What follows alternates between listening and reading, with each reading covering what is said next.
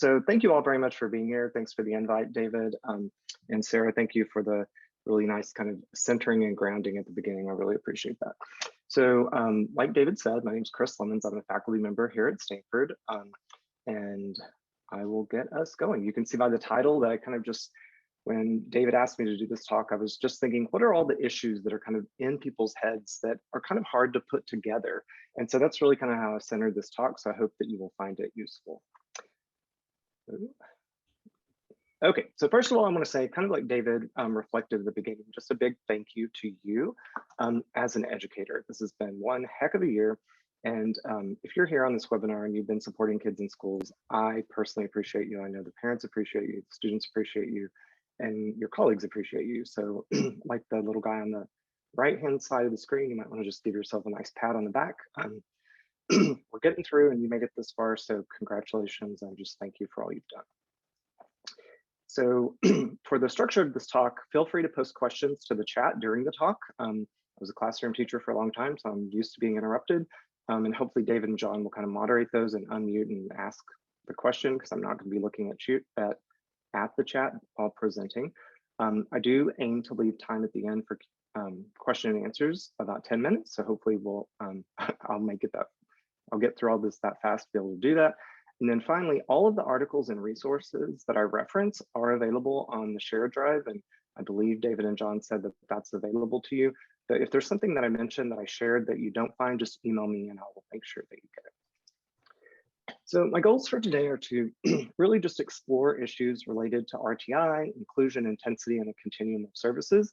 I decided to structure this talk around just what are 7 important questions that I think RTI teams could ask as they're aiming to improve RTI models and the inclusion of students with disabilities. And then, I don't know, I feel like sometimes when I do these talks that it's more of a commercial than an actual talk, because I feel like one of the main things that I want to give to you today are a bunch of resources that any of the 7 questions that I ask, if that's something your school or team wants to dive into, that you have some resources to be able to dig a little bit deeper. So there are tons of links along the way.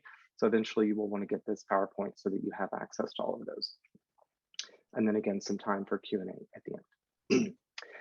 So I think sometimes it's helpful before you listen to me talk about a bunch of stuff to know who I am. So just very briefly, I'm a little kid that grew up in West Texas, a little town called Seminole, 6,000 people, grew up on a farm.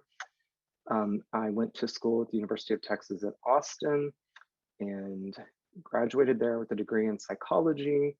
And after I graduated with that degree, I realized that you can't do a lot with a degree in psychology. So I went back and became a certified special ed teacher. I taught in the Leander school system outside of Austin and then in San Antonio. When I was teaching, I taught preschool children with autism. I taught elementary resource and inclusion. And I also taught middle school life skills, which probably was my favorite job. After I taught, I went to Vanderbilt, which is the top picture up here, to get my PhD. I graduated from there, went to the University of Pittsburgh for my first job, and then was fortunate enough to be hired back at Vanderbilt. And now I recently, last January, moved to Stanford. So in terms of my research, what I tend to focus on, I spend a lot of time thinking about reading interventions for students with disabilities. Most of that actually focuses on students with intellectual and developmental disabilities. I'm also very interested in thinking about how we can support school staff to deliver effective interventions, and learning how we can use data to help teachers adapt and intensify intervention when students are not being responsive. Other things I focus on, peer-assisted learning strategies, other areas of academics like writing and math. Been doing a lot of interesting stuff with parent intervention. We actually have a study that's just now wrapping up where we trained a bunch, or not a bunch, 3 mothers to deliver reading intervention to their children during COVID. And that has been really successful and really fun. I'm also interested in technology and then all the components related to assessment related to reading intervention. Okay, so I'm going to start now kind of centering us, I think, where we currently are. And hopefully this will resonate with you as a person in a school district of, this is kind of your current state of affairs. So we know with response to intervention that it emerged really from the 2004 reauthorization of IDEA. It is a model that has 2 primary goals. One was to provide a framework of increasingly intensive interventions for students who are making inadequate progress, so helping schools be more efficient in addressing needs of non-responsive students. It's also a model that was proposed as a potentially more valid method for identifying students with learning disabilities. There have been some successes. So Coyne et al. Have demonstrated that students participating in reading RTI in grades K through 3 have statistically significantly stronger outcomes than students who are not in those models. But there also have been some failures. The Baloo article was a very large evaluation of RTI that demonstrated RTI did not have value added. It actually, in some cases, had negative impacts. And there are a lot of technical concerns about that report that you can read actually discussed in the Coyne article if you're interested. Note that any article, any name that I have highlighted in blue, those are the articles that are available in the shared folder. However, with RTI, it is clear, well, it's clear one thing, it's not going away, it is embedded in the law, and so we kind of have to determine how to make it the best it can be. But it's clear that RTI has dramatically increased the complexity and the number of moving parts in general education. But in many places, it has also increased the efficiency of providing supports to students. And a majority of researchers who focus on RTI continue to view it as a very promising model of meeting students' academic and behavioral needs. We also have the issue of inclusion.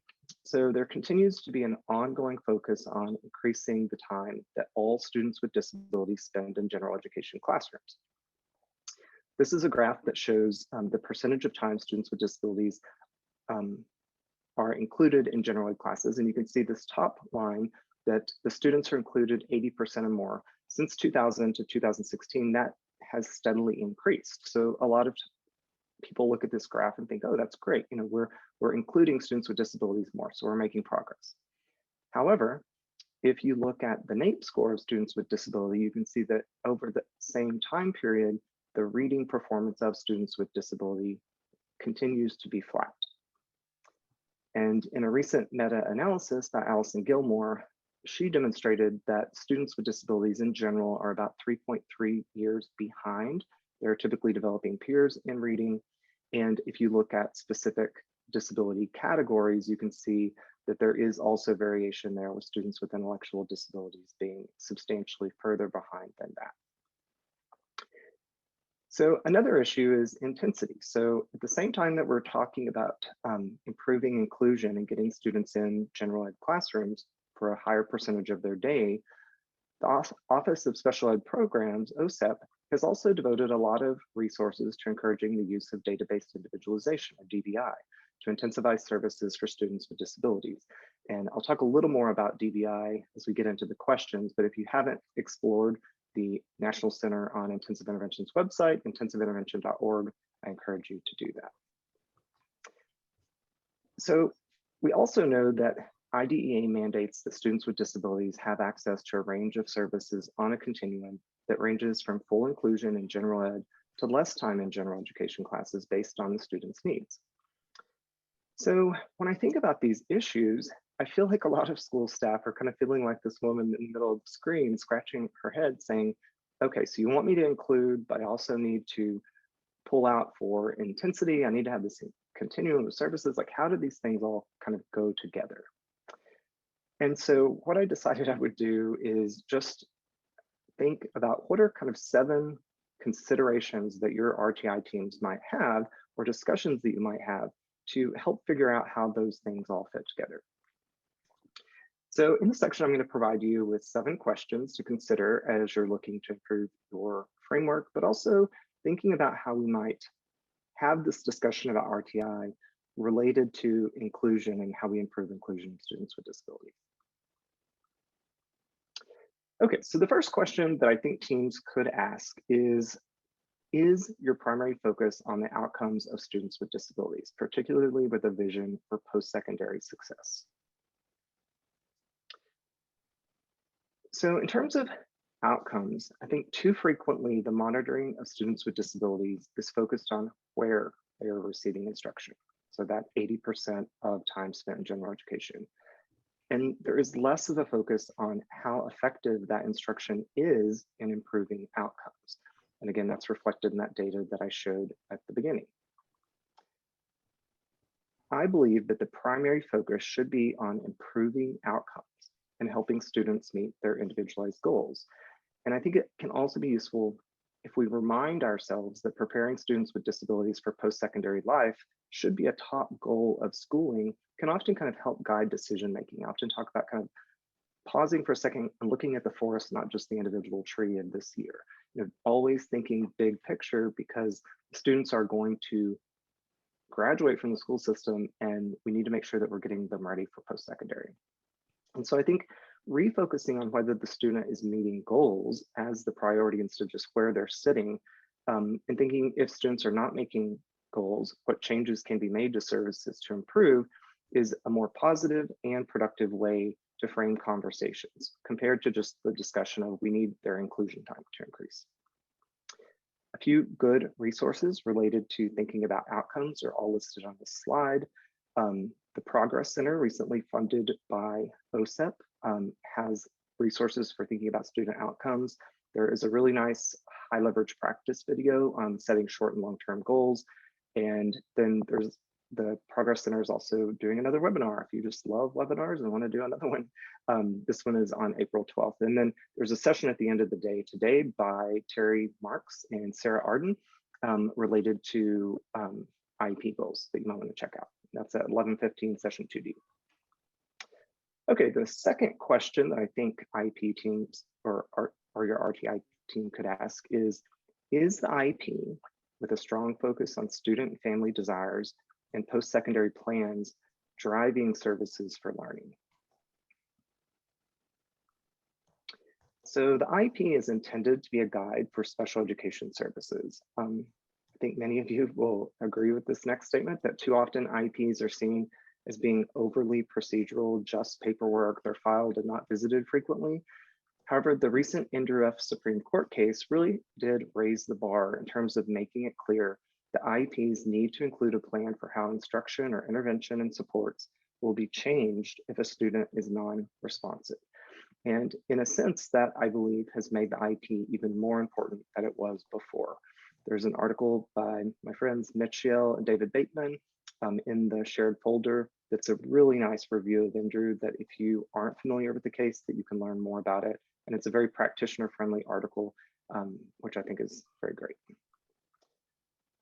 So additionally, IEP teams often forget to prioritize the goals of the student and their family and to keep post-secondary outcomes in mind. So this is just another reminder of the importance of really elevating the role of families in that meeting, instead of kind of not letting their voice be heard as loudly as they should be.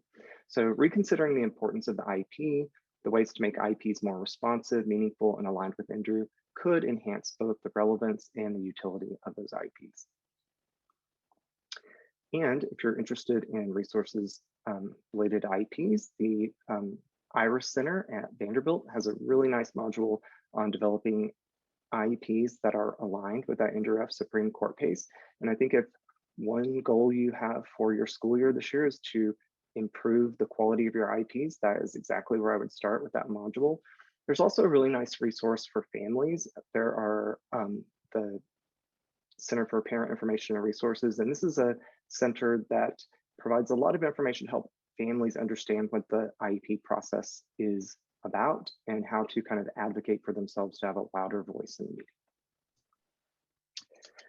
The next question that I think schools could ask themselves is, in your data meetings, is there a discussion of instruction, or is it just sorting into piles based on progress monitoring data?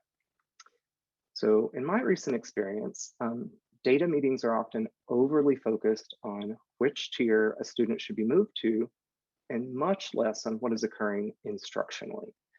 And I've sat in multiple meetings where an Excel sheet is projected on the wall and there's a lot of color coding. And then, this kid gets moved back to tier 1, this one gets moved to tier 2, this one to tier 3. And then once the sorting is done, everyone's happy and they leave. But there are very few discussions about the instruction, the adaptations to the instruction, to enhance those student outcomes. So it really becomes more of a sorting process, not a discussion of instruction. So my recommendations here, I think that meetings for students who are demonstrating good response can be really brief. That their temperature looks fine, let's keep going. But for students with insufficient response, particularly students in tier 3 or students in special education, there needs to be a deeper dive about instruction, a discussion of the match to the student need, and potential adaptations. And these meetings may need to be separate meetings, and the schedule also needs to allow for the deeper dive. There needs to be time to have those deep discussions. And here are several resources related to IEP meetings and or data meetings. So intensiveintervention.org, again, they have guides on structuring your data meetings, particularly with an idea of potentially pulling out or separating the meetings from tier 2, tier 1 meetings versus like tier 3 deep dive meetings. There's also a really nice graphing Excel file if you are looking for a tool to graph progress monitoring data. And then the Oregon RTI network also has meeting resources available at this link here. Okay, the fourth question that I was thinking of is, do students with disabilities have access to intensive individualized intervention like data-based individualization? So many students are going to respond to standardized evidence-based tier 2 interventions. That's why RTI was designed the way it was, because we know a lot of students just need that high quality tier 2 intervention delivered with fidelity, and they will become responsive. However, some students will not be responsive, and they need instructors who implement a process to evaluate response and make adaptations to intensify and individualize instruction. So one of these processes is called data-based individualization, or DBI. And if you look at the little graph or the little figure on the right-hand side of your screen, you can see that in this framework, instructors would select a research-based validated program. They would set up a progress monitoring system, usually using curriculum-based measurement. They would set goals, and then they would track progress towards those goals. If the student is non-responsive, typically in this model, we would say 4 weeks of non-response data, then the instructor would collect some additional information, diagnostic data that could be informal or formal, and then they would begin making adaptations to the intervention to try to improve the match of the intervention with the child's need, and continue to progress monitor. If the child remains non-responsive, they again go back, collect more diagnostic data, and implement those intervention adaptations again.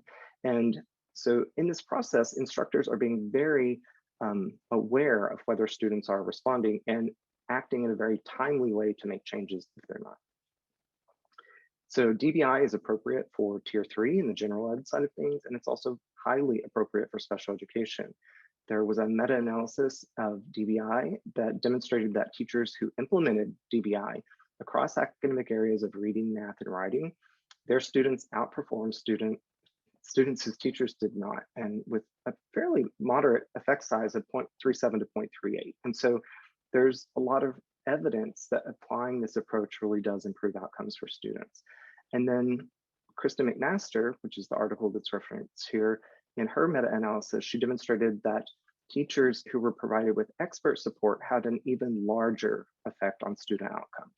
And so in other words, teachers who used a systematic process to evaluate response and make adaptations help their students reach their goals in a much more efficient and effective way than teachers who did not use this process. And so DBI, one thing really exciting about DBI is it's perfectly aligned with the requirements in NDRIF to improve IEPs. And so if schools are integrating DBI into IEPs, the IEPs are almost instantly aligned with NDRIF. And so the National Center on Intensive Intervention has a ton of resources for you to learn about and support DBI. If you're interested, I would start on this first training module. It's going to be kind of an opening explanation in a deeper way than I just gave of what DBI is. And then, or you might also look, the IRIS Center also has kind of an overview module of DBI that would also be a good place to start. But if you are interested in integrating DBI into your interventions, everything that you need to do it and train your school staff is on the intensive intervention website. There's a lot of information there. Okay, question number 5.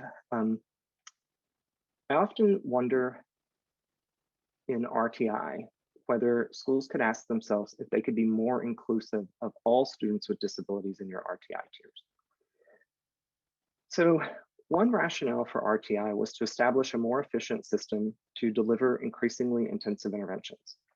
However, students with disabilities are often excluded from general ed tier 2 and 3. And so I think it could be an interesting discussion at your school to ask, are there students with disabilities in your school that could benefit from the RTI interventions, but they currently don't have access to those interventions? So are there students with learning disabilities who are in general ed inclusion with no additional intervention? Are there students with intellectual and developmental disabilities who could benefit from the more intensive instruction in the tiers? So the reason that I think it's useful to ask this question is students with disabilities should have access to the most intensive, highest quality intervention in the school, regardless of whether that occurs. And I think I've seen in many schools that we have students who've been identified as having learning disabilities and they just go back to tier 1 and that's all the support they get. So they're definitely not getting the most intensive intervention. We have students with intellectual disabilities who may be in classrooms where their teacher didn't receive professional development or training on evidence-based reading instruction. And so they're not getting the most intensive reading intervention in the school. But these are the students that need the most intensive. So I think the question here is, are there students without disability who are receiving more intensive instruction than students with disability? And then I'm just going to do a special plug for what I call my kiddos. My research focuses primarily on students with intellectual and developmental disabilities.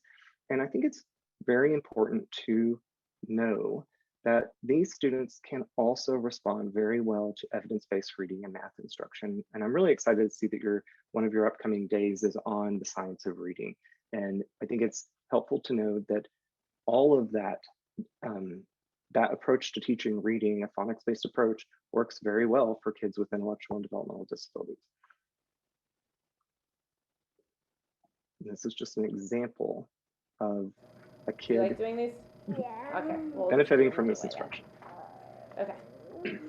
Ready? Ready? We're waiting for us. Ready? We're waiting for us. So are you ready to do this? Okay. Got this a.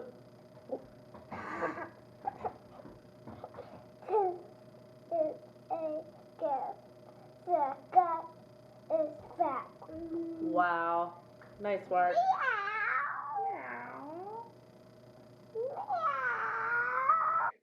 Okay, that's a little guy in one of my research studies, but it's a good example that students with intellectual disability can learn to read. And you could say that little guy was demonstrating some amazing comprehension.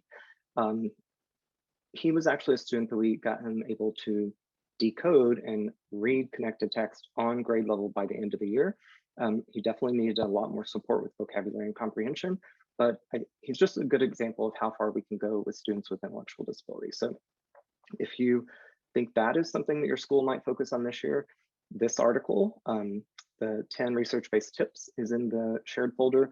There's also an article by Hunt and colleagues that is a really amazing study where they included students with severe disabilities in reading intervention in general ed classrooms. And so if you're considering that type of model, the Hunt article is a really good example. And then if you really just want to hear me talk a lot more, there's a podcast link below where I go through these 10 research-based tips. Okay, now the sixth question that I think could be interesting is a continuum of services available and individualized to student need? So one of the things I think is worth considering is, think of the student. So RTI again is used as a model to identify students as having a learning disability. So we have a student who progresses from tier 1, not being responsive, they go to tier 2, not being responsive, go to tier 3, not being responsive. So we identify them as a student with a learning disability, and then we place them back in general education with little or no additional supports or interventions. And so the question to ask is this student, if this is a student with a disability with severe, persistent learning challenges, is this plan likely to improve their outcomes? And does the student have access to the most intensive interventions to the school? And I think you would say, no, that student is not likely to respond well and they're not receiving the most intensive instruction. So we have a paper in the shared folder, and that is my cuckoo clock, sorry about that. So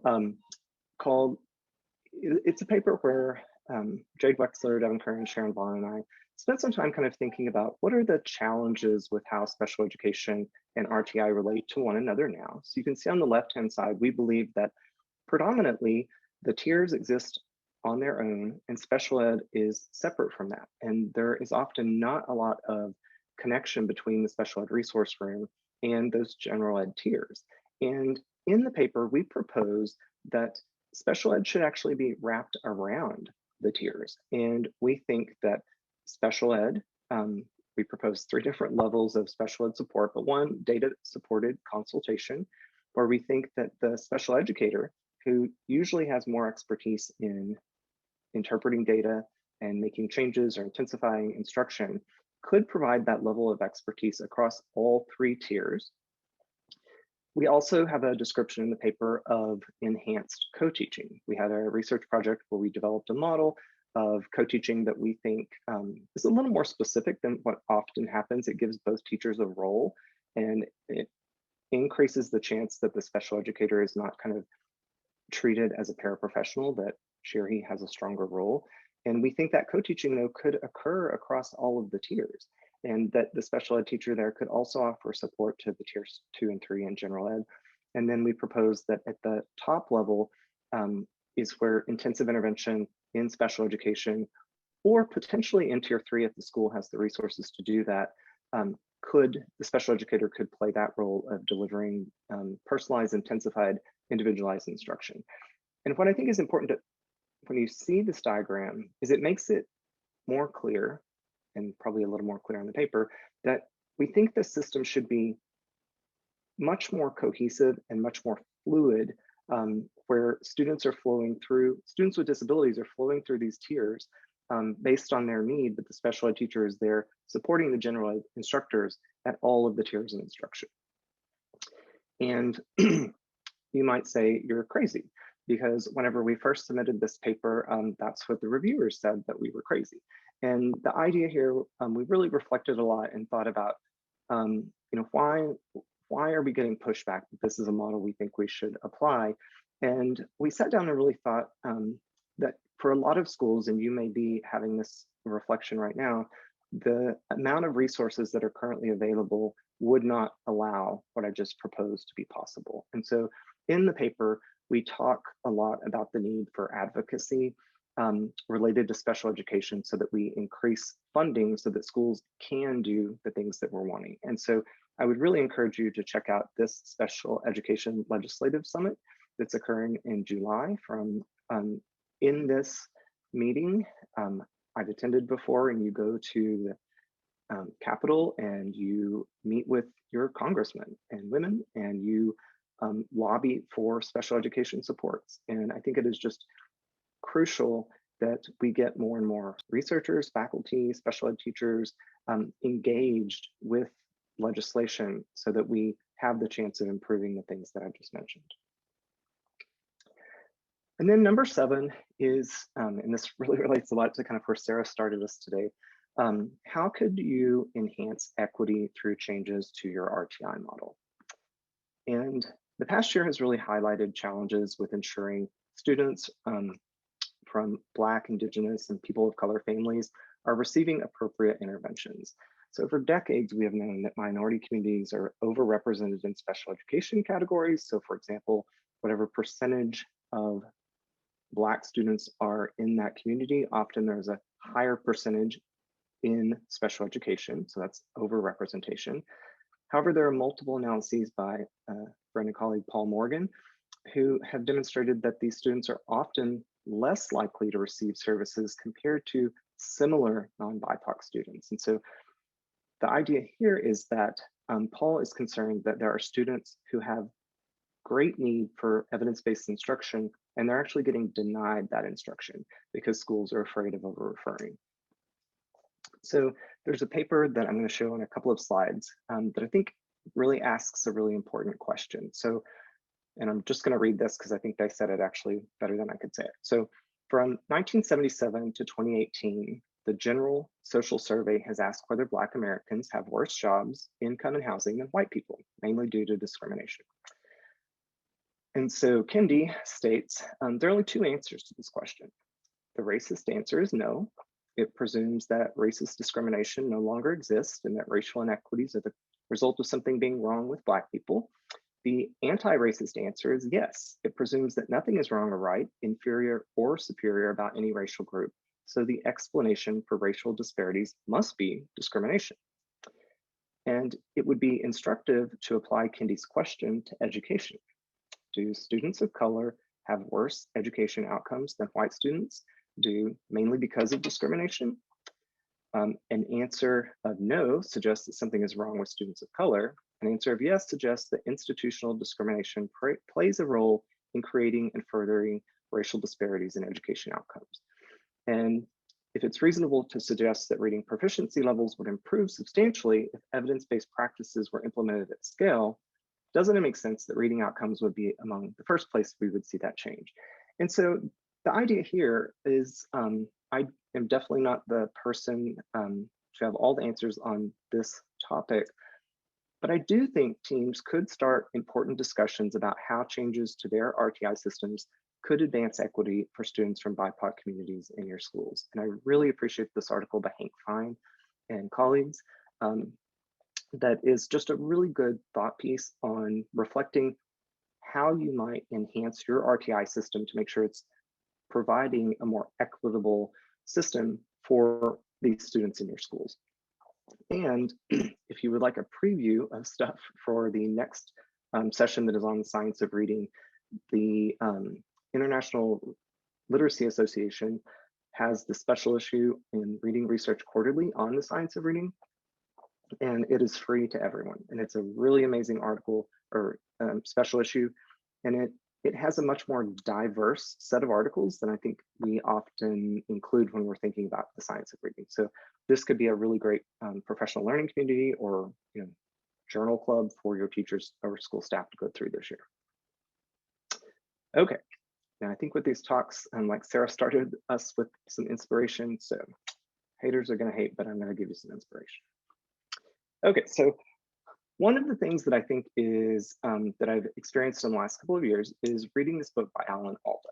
And hopefully some of you are my age or older and you know Alan Alda from MASH. When I used this book in my undergrad class, they had no idea who he was. But in this book, it's called If I Understood You, I Had This Look on My Face. And the book is mostly about communication. And so one of the things I think that your RTI teams could do is go through this book and spend some time thinking about communication. In this book, Alda talks about the idea that the cause of poor communication is disengagement from the person that we hope will understand us. And so he talks about, whoa.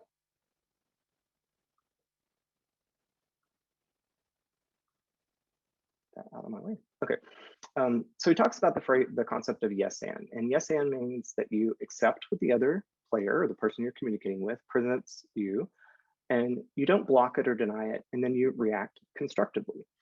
And you accept what you get from the other person, and then let it grow into something else. You keep moving forward, you don't cut off the flow, you build on what the other person offers, and you give them the green light instead of a stop sign. And the idea here that I think is important is oftentimes when we're having conversations, I do think we get stuck in this point where we're just waiting for the other person to be quiet so you can take your turn to talk. And I think when we're related to RTI, like if you're going through those 7 questions that I just said, those are hard questions to talk about often.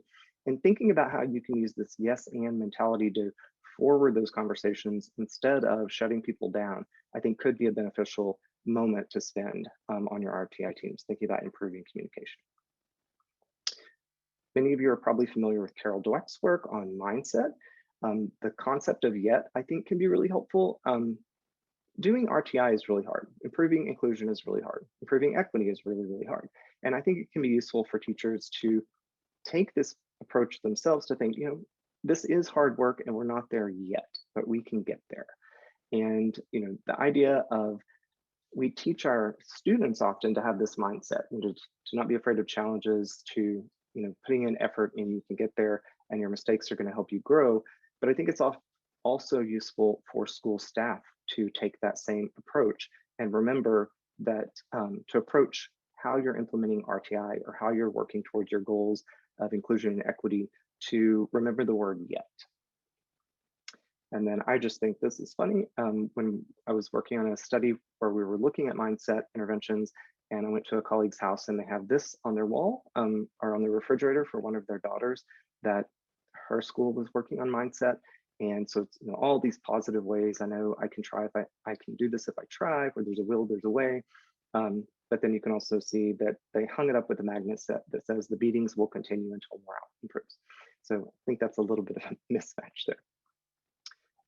Another book that I recently read that I think has been helpful as I've been thinking about my intervention research is Change by Design by Tim Brown, which is a book on design-based implementation approaches. And so the main takeaway that I think from this book is helpful is the design-based implementation approach that Tim outlines in the book really has a huge focus on this idea of fail early and fail often. And so we know that as you're implementing RTI, your plan might look like the top little graph there. It's always lovely to have a nice plan, but reality is anything but that image. And so I really like the ideas in this book that fails are really your first attempt in learning. And we should kind of be happy if we failed because we learned something. We learned something not to do because it doesn't work, and now we can improve.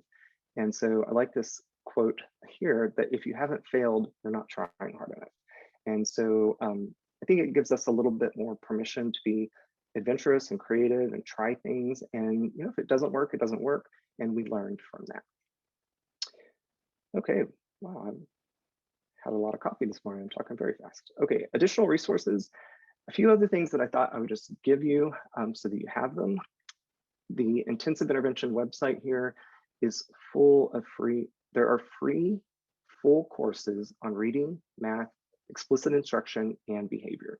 And so if you think at your school, you would like to do a deeper dive in the area of reading or any of these areas, these are full college course level resources with video and other things that you can implement as a professional learning community. And I think they're excellent. It could really be useful after you watch the Anita Archer presentation on explicit instruction. The modules on explicit instruction here are very complementary with her work. IES also has a professional learning community on reading. 3 of those resources are in the shared folder. There's also a website here that you can check those out. So if you were hoping to give a little deeper dive in reading at your school, I would have you check those out. There's a book called The Essentials of Intensive Intervention that has a lot of good resources related to data-based individualization. The overview of DBI is again on the Intensive Intervention website. And then this is a brand new resource. I actually just added this yesterday, hot off the press. Inclusive practices in math modules. My colleague Sarah Powell at University of Texas at Austin and her colleagues have developed, I'm going to say there are at least 12, there may be more, on evidence-based math instruction. And so if math is a goal that you're looking at this year, I would encourage you to check those out. Okay, and I think we will turn over now to question and answer. My email is chris.lemons@stanford.edu if you would like to contact me. And I'm going to stop sharing and we can turn to questions.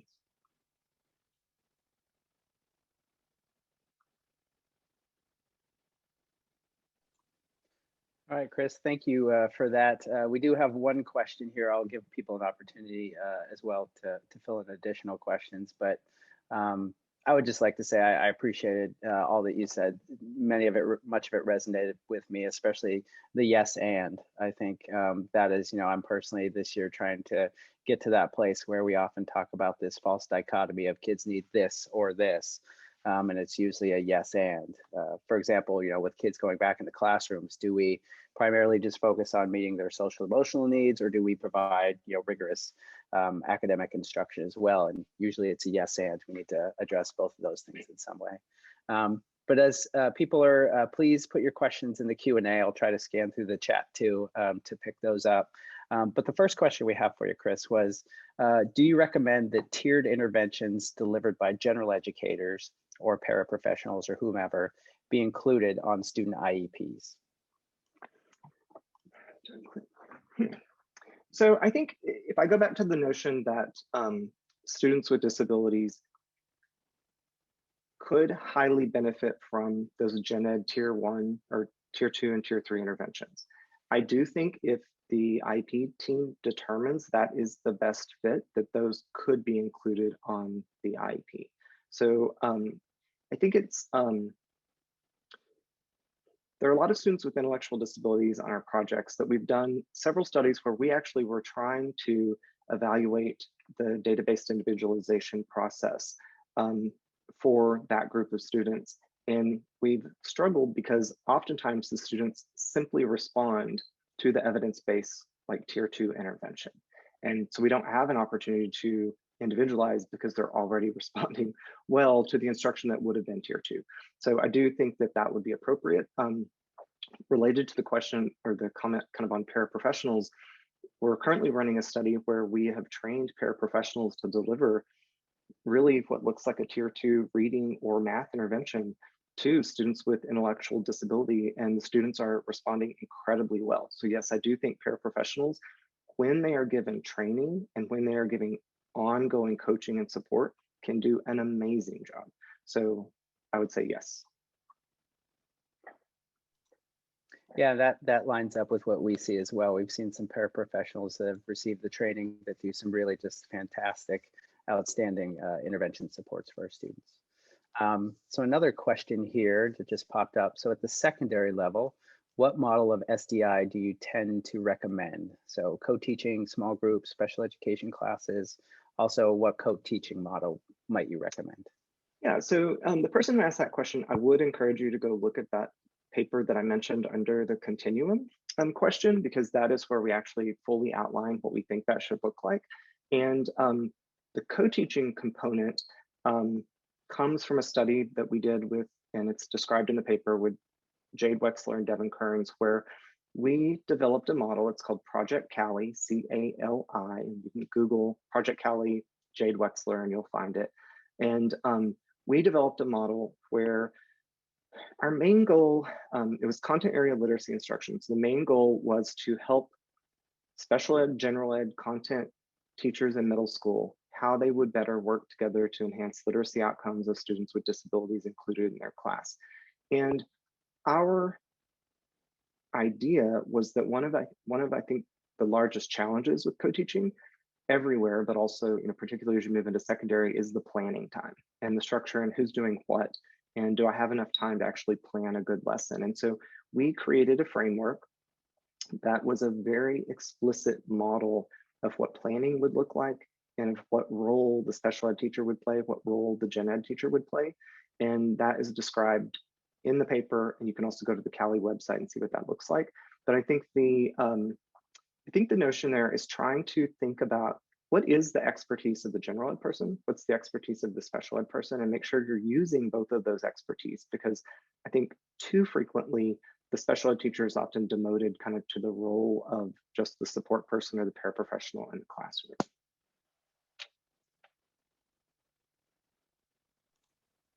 Great. Another question that we have, so I'll let you answer this one. Do you consult with districts? So people are very excited about the information. Maybe if they email you, they can get some more information about that. But they also ask, do you recommend one co-teaching model over another, as well as what do you recommend for reading intervention curricula for grades older students, so grades 4 and up? Or is there an updated review list somewhere that they might be able to find some resources on that? Yeah, so I think in terms of the co-teaching model, it goes back to that continuum triangle. I think we just need to make sure we have that continuum of services available. There are a lot of students with disabilities who will be highly responsive in a gen ed classroom with some special ed consultation. If that is not working, they may need to move to more of a standardized tier 2. And if that's not working, they need a teacher who can deliver individualized intensive instruction like database individualization. And so I think all three of those need to be available to students, and they need to be placed move up the continuum if they're not being responsive. Did I answer that question, John? Does that make sense? Yeah. And then do you have any recommendations for places where folks can get recommendations for reading interventions? I know, maybe we don't talk about specific programs here, but where might they be able to find some resources to evaluate what reading interventions for specifically older students, 4th grade and up, where might they be able to find that? Yeah, so if you go to the National Center on Intensive Intervention, intensiveintervention.org, they have a tools chart, and that tools chart lists many, many different reading interventions. You can actually sort through it and say, I want reading for grades 4 through 8, and it will show you interventions that have been submitted to the Center for Evaluation. And it kind of looks like consumer reports, and so that's a good place. I also think I'm really glad you're doing the next talk on science of reading, because I do think there are a lot of really good programs out there. You just need to evaluate whether they're aligned with the science of reading. And so, make sure that it includes explicit instruction and that it focuses on those key skills. And so I think that webinar will also be helpful. The IES also has several practice guides. If you Google IES practice guide reading, I'm fairly certain they also have one in, I know they have an early elementary, I'm pretty sure they have an upper one. And then I'll also say in the resource folder, in the additional resources, so I have 2 folders in there. One is things I referenced in the talk, one that I didn't. In there are 2 folders on comprehension strategies for kids with disability in middle schools. And so you can also check out those 2 articles. Great, thank you. Another question I'm trying to get through, there's a lot of questions, address some of them in the chat as well. So here's a good question, a challenging question. How do you manage the yes and response when you encounter a comment or suggestion that needs to be derailed because it's harmful? So for example, something that's racist or ableist. Yeah, I mean, I think in that situation, yes and is not appropriate. I do think it just needs to be shut down and called for what it is. And I think that, yeah, I mean, I think if there are people on the team who are making statements that are racist and ableist, they need to be called out, and that just needs to be highlighted for what it is. Next question. So what is your impression of a full inclusion model for all students who experience exceptionality? So do you believe that there are students whose least restricted environment is not the general education class at times? So I'm not in favor of just a full inclusion model, period. I think that goes directly against the continuum of services that is in IDEA.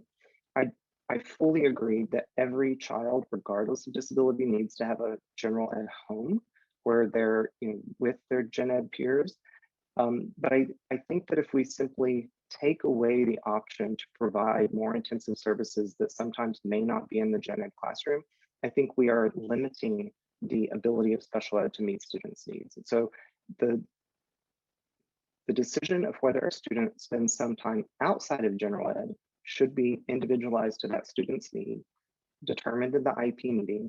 And for many students, special ed can provide more intensive, more individualized instruction when it's not in the gen ed classroom.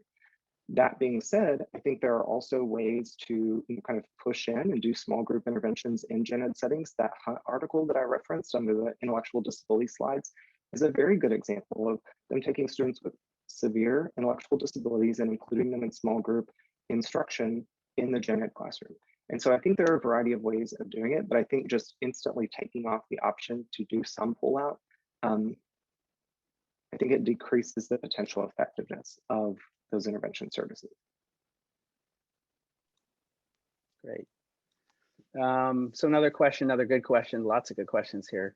Can you recommend any resources to support educators in better understanding the needs of our emergent bilingual students? So 2 areas that would be helpful are, so emergent bilingual versus students with student with a disability. So confusion about typical development, and then language learners with a disability, how to best identify, determine needs and support students and their families who have language issues and a disability.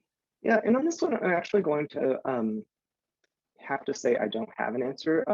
This is just not my area of expertise. If the person who asked that question if you would email me at chris.lemons@stanford.edu, I can connect you with people who do have that expertise, but unfortunately that's just not an area that I'm highly knowledgeable of. And I know at our Science of Reading Day, we'll have at least one session that will address some of the language issues as well, so you can tune into that. So another question, what is your opinion of peer tutoring programs as a way to promote inclusion? I think peer tutoring can be one of the most effective ways to support inclusion. I think if you look at the work of Diane Browder, she has done an amazing job of demonstrating that we can take students with pretty substantial intellectual disability and match them up with a peer in a gen ed class and support reading comprehension, reading intervention. And so I do think we have a lot of evidence, mostly in gen ed classrooms, that peer tutoring works. The work of Doug and Lynn Fuchs at Vanderbilt Peer Assisted Learning Strategies is a highly effective intervention. And I think the reason peer tutoring can be so effective is because it increases the percentage of time students are spending on task because they're working with another peer. And I also think that it is a good way to promote inclusion because it shows that the students are part of the classroom and they're interacting with their peers. I know in one of Doug and Lynn's early studies, they looked, I believe, in kindergarten, and they had students do reciprocal smiley faces. So what they would do is basically list all your classmates and say, I want you to put either a frowny face, a flat smile, or a smiley face, if you like this kid or not like this kid. And what they demonstrated is that for students with disabilities who were included in that class, after they did peer assisted learning, the number of reciprocal smiley faces dramatically increased. And so what that means is, like, before I said I ranked John really highly, but John didn't give me a high smiley face. But after peer assisted learning, when we've been interacting together in the classroom, now there were many more kids that I give you a smiley face, but you also give me one. And so it's a good evidence that that kind of practice does build better community in gen ed classrooms. Great, and have time probably for one more question before we transition here. So another good question. So special education or title teachers may or may not have the training and background to act as the specialist that you described. So how do we tackle that issue without going through another great idea on paper? So in other words, what training must be part of the background for people acting as the leader and serving our students well? Yeah, so I do think if you, again, go to the National Center on Intensive Intervention, there are tons of modules and resources related to how you deliver intensive intervention. So what I would say is, I think, actually, if that person wants to email me, or actually, no, I'll add this other paper to the folder. We have an administrator's guide to DBI that we wrote a paper of, like, what would the steps be? And that paper clearly outlines where we recommend schools would get started. And I think the idea here is that we recommend in the paper to form a small team, to have that team do a deep dive in the training resources available on intensiveintervention.org, but also to start small. I think that's one of the things that the center, in their first 5 years, they were working with schools, and I was an advisor there. And I think the thing we saw, the schools who were most successful really thought of the idea of, okay, we're going to take a couple of teachers and we're just going to do DBI with 2 kids this year, just to see how it works and try to figure it out, instead of just making it something that you're jumping in with all the kids. So I do think starting small, but I will put that paper in the shared folder, in the other resources folder that I didn't talk about, but it's an administrator's guide to DBI, and that would be, I think, the best place to start. Great.